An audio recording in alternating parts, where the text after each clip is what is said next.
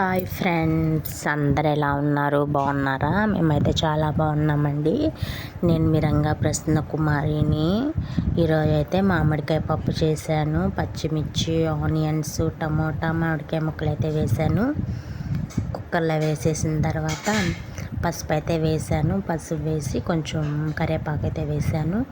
Whistle అయితే వచ్చింది. 3 whistles వచ్చిన తర్వాత పప్పు అయితే ఉడికిపోయింది. ఉడికిపోయిన తర్వాత అయితే తిరగమాత అయితే పెట్టేశానండి. చూడండి, ఇక్కడ మ్యాంగో ముక్కలు అవి ఎంత బాగున్నాయో కదా, కలర్ఫుల్గా చాలా బాగున్నాయి కదా.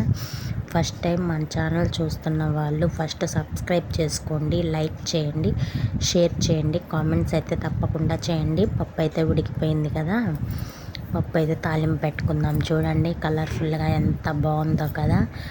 తాలింపు కోసం ఆనియన్, ఎండుమిర్చి, వెల్లుల్లి, కరివేపాకు అయితే కోసి పెట్టేసుకున్నాను, కట్ చేసి పెట్టేసుకున్నాను. తిరగమాతకి ఆయిల్ పెట్టేసాను, తిరగమాత గింజలు వేసేసాను. చూడండి, తర్వాత అయితే మినపప్పు వేసానండి, పచ్చెనపప్పు వేయలేదు.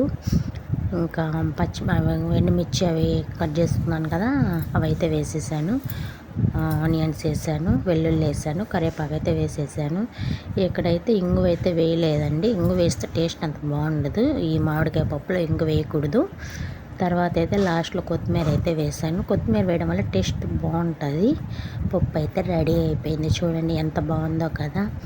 ఇంకా పాప తింటుందని చెప్పి సాయంత్రం స్నాక్స్కి అయితే ఈరోజు స్వీట్ కనే తోడబెట్టాను పాప కోసం. బాగుంది కదా. మీరేమంటారో కామెంట్ చేయండి. ఓకేనా ఫ్రెండ్స్, బాయ్ మరి.